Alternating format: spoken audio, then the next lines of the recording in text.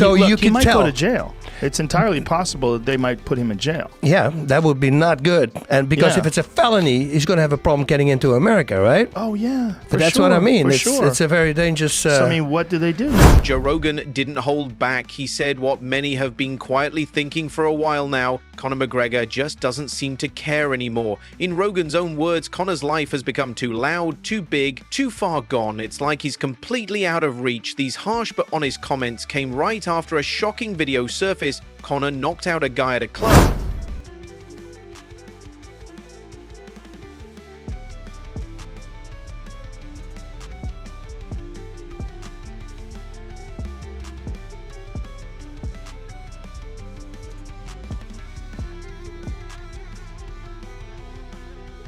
But he's insanely rich. He's a UFC legend. He's in movies now. He's world famous. So what's left for him to care about?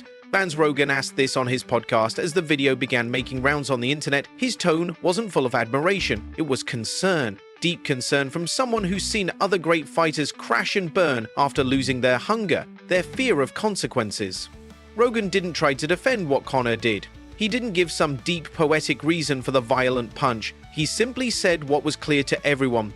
Conor's lost his anchor. When someone gets that rich and that untouchable, they stop worrying about who they might hurt along the way. Relationship goals, and he's there in the octagon with his partner, who he's still with. All of this has come out about Conor McGregor, but actually, it's not just that one case. Other stories have come out since that he's done this time and time again. Shocking, absolutely shocking. But yeah, of course, in a male environment, it is still very much like accepted, I expect. This conversation about... And the footage, it speaks for itself. It was taken in Pacha nightclub in Ibiza. The video shows McGregor up on an elevated part of the club chatting with a man standing below. There's no sound, and at first it even looks casual. McGregor leans forward, smiling. The guy seems relaxed. But then, bam, without warning, McGregor lands a left hand. The guy flinches back. Then McGregor throws another punch, even harder, and this one floors the man. What's chilling is that no one around does anything. The security doesn't even blink. Conor doesn't run or try to explain himself. He stands there, drinks still in hand, acting like nothing happened. People nearby either didn't see it or didn't care. The victim was pulled away by his friends, dizzy, confused, and then gone. It means violence. I mean, it comes from somewhere. Dude, he's like, what is it? I don't know, dude. I don't fucking know. Like, dude, I can't put my finger on it. I mean, there's definitely something there. Like, dude, he has some hate in his heart. Like, I know, like... But it's like when you talk to him, he's not hate. There's just like... a deadness to him. There's not... He's got a dead... Even more shocking, the club's security didn't kick McGregor out. He stayed there for about an hour before quietly slipping out through a side exit. Witnesses say he didn't look angry. He looked tired. This wasn't a wild outburst from someone who lost control. This was cold, it was calm, it was calculated, and that's what scared people most. When the video hit social media, the reactions exploded. This wasn't a bar fight or a drunken mess. It was a violent, unprovoked attack. And for a lot of fans, it felt all too familiar. Sadly, this isn't the first time we've seen Conor McGregor lose it in public. McGregor is in a very violent field. There are some people who are drawn to those sports and that's their sort of outlet for aggression. And, you know, they're in those sports because of the physical prowess. We all have some level of violence within us, but they use that sport to channel their violence. But in their personal life, they're not violent against other people. They know how to channel that violence. Everyone remembers the 2019 pub incident. How could we forget? Conor punched a 50-year-old man in the face, all because he refused to drink his proper No 12 whiskey. That was caught on camera too. What happened after? Barely anything. A small €1,000 0 cents fine, an apology, and Conor walked free. The man who got punched called it just another show from someone who thinks he's above the law. Then there was the time in Miami, McGregor smashed a fan's phone, or the time he got into a screaming match on a yacht. And who can forget the 2023 assault accusation on another yacht in Spain? Sure, the case was dropped, but it added to the growing pile of problems.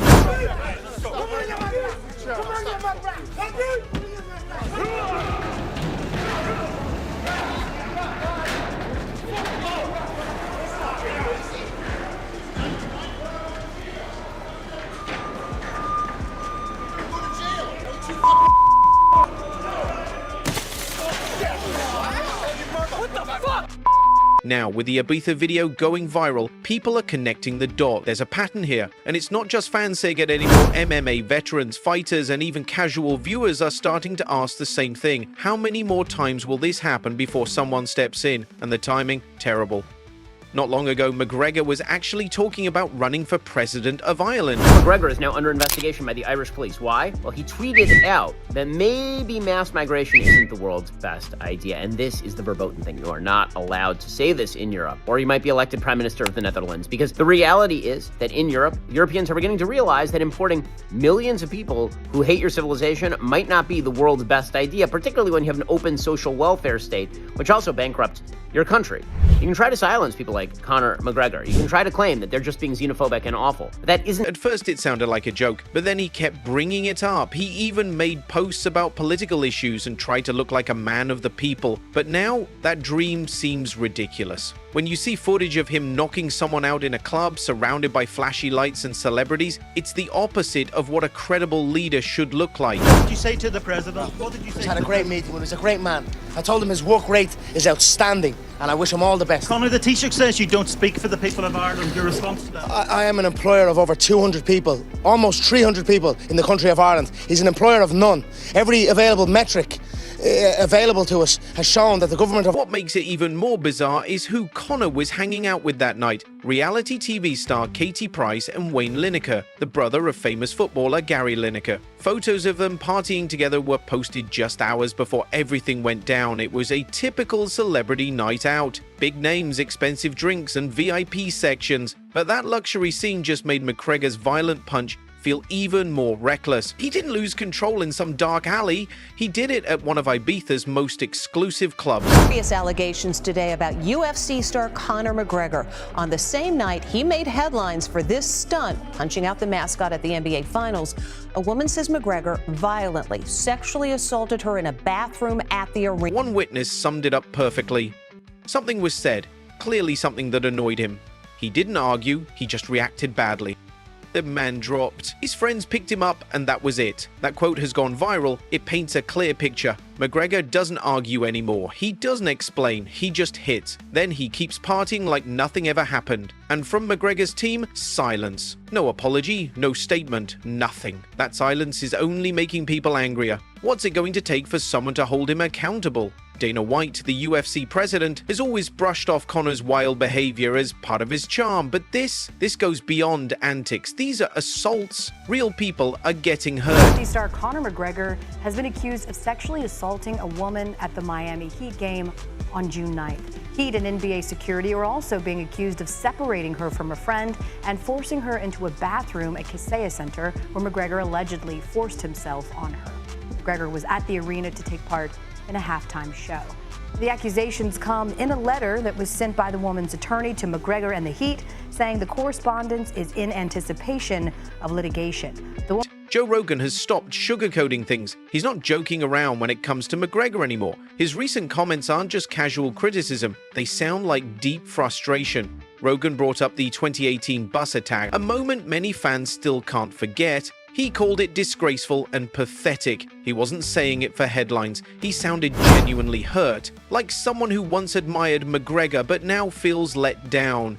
Joe has always praised Conor's power, his charisma, and the way he transformed MMA. But that praise has limits, and Rogan's tone has shifted. Now he talks more about the damage Conor is doing to his own legacy. She accused him of choking her, to the point, she said, where she thought he was going to kill her. And there was also the allegation that he actually threatens to kill her. Oh, wow. And a paramedic who treated her the next day testified about the extent of her injuries. Right. Said she had really severe bruising, like it wasn't just a little scrape or something. The paramedics said they'd never seen anything like it before. I mean, that definitely lends credibility to her claims, right? The 2018 bus incident still stands as one of the lowest moments in Conor McGregor's UFC career. In April that year, he flew all the way to Brooklyn with his entire entourage. Why? To get back at Khabib Nurmagomedov after Khabib had an argument with Conor's teammate Artem Lobov. But instead of talking things out, Conor went wild. He stormed into the Barclays Center and hurled a heavy metal dolly through the window of a bus carrying Khabib and other fighters. Khabib and his team, what do you say about all people? I tell you why. Because the disrespect them people showed me in the build-up to the fight. They sold items in the grocery with my face on it. They sold items in the grocery. All people, my father, my brother, you think a coward? Yes. Why coward? Why coward? My father, what do for you? Oh, my brother, what do for you? Shut up. Why? Shut up. That dolly shattered the window. Khabib was fine, but not everyone was lucky. Fighter Michael Chandler got cut badly by the flying glass. He had to be rushed to the hospital and was pulled from his fight. Another fighter, Ray Borg, also suffered eye injuries and had to cancel his bout. In total, 2 big UFC fights were ruined. The UFC itself faced a huge media storm, and of course the video of Conor's attack went viral in minutes. Fights, and the Conor's the real fighter, and then Khabib's a coward. So Khabib found him and kind of smacked him a little. Said, you call me a coward, motherfucker? Like that kind of shit. And there's a video of him saying it to him, talking to him in Russian. And Conor saw that video and flew from Ireland with a bunch of fucking gangsters all the way to New York. Crazy. Yeah. There might have been some substances involved. Joe Rogan had to address it live during the UFC 223 broadcast. His voice was full of disappointment and anger. "It's a disgrace," he said. "It's pathetic. It's disgusting. I hate it. I hate that it happened. And I hate that it happened because of a guy I love."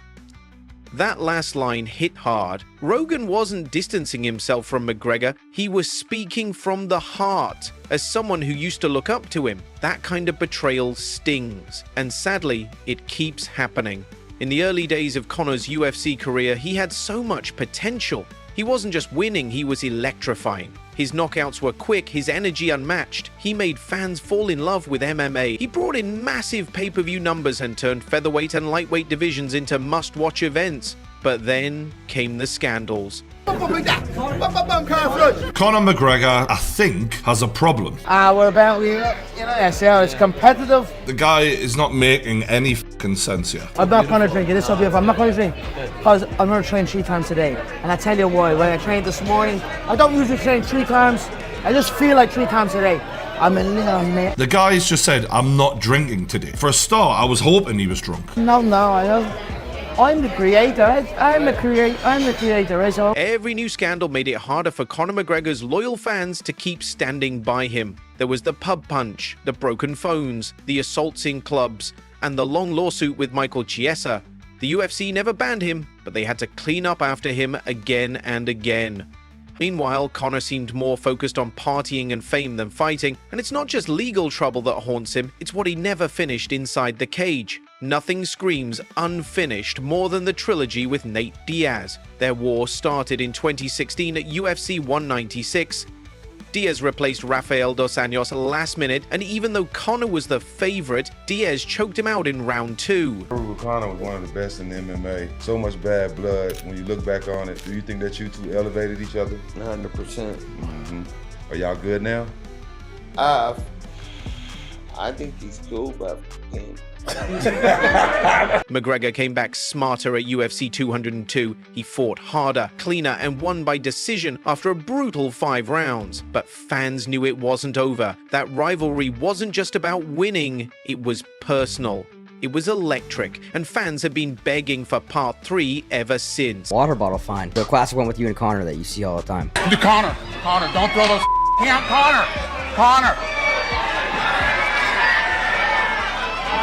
That's a wrap. That was for sure fine. Do you ever look back at that shit and you're like, yo, that was you know hilarious? How much money more I made? Yeah. Do you guys ever see that clip pop up or laugh at that shit now? But here we are in 2025 and still no fight. Jake Shields, Nate Diaz's teammate, blamed Conor. "Tell him to stop being a bee and fight," he said. It wasn't just trash talk, he meant it. This fight is massive, the biggest trilogy UFC could ever deliver, but Conor keeps avoiding it. Now, like I said, I've got 2 fights on the contract.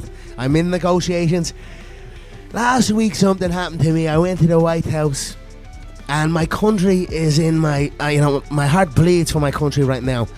So there's a lot of stuff going on back home. I'm happy with what I've done. You know, there's something else for me that's in my gut right now, and that's kind of where I'm going. So we'll see. Greatness don't rush, and right now Ireland is in my thoughts. And their story is more than 2 fights. It's about 2 different worlds: McGregor's flashy, rich lifestyle versus Diaz's gritty, no BS attitude. The final fight could close that chapter, but it's stuck. Fans think Conor doesn't want to finish what he started, and that feeling is spreading. Then there's Michael Chandler. He and Conor were set to fight in 2023 after coaching The Ultimate Fighter. The hype was real, but Conor backed out. Officially, it was an injury, but rumors blamed his shape, licensing issues, or lack of interest. The fight was never rescheduled. Chandler still has hope. He told Mirror Fighting, "Maybe November, we need a poster, a real contract," he said. Even Chandler admitted it may never happen. "I wish him well," he said, "but I don't think Conor wants to end things like this." Fans agree. Since his 2021 loss to Dustin Poirier, Conor hasn't disappeared. He just switched spotlights from the cage to yachts, parties, and courtrooms. His broken leg was bad, but it's not his body people are worried about now, it's his mindset. Joe Rogan has noticed too. He keeps calling out how Conor's slipping. Rogan says money and fame have messed up his focus. In a sport like MMA, that's dangerous. When fighters stop training and lose discipline, they fall, in the cage and in life. And Rogan knows the difference. He's been around long enough to see who's serious and who's spiraling. As Conor delays his return, fans grow tired. Even Rogan sounds more like a disappointed friend than a fan. McGregor once made history. 2 belts, record-breaking nights. But if this story ends with lawsuits and bar fights, none of that will matter. So now everyone's asking, will he fight Nate Diaz again? Will he finally face Chandler? Or will Conor's legacy fade outside the cage instead of inside it? Drop your thoughts in the comments and subscribe for more.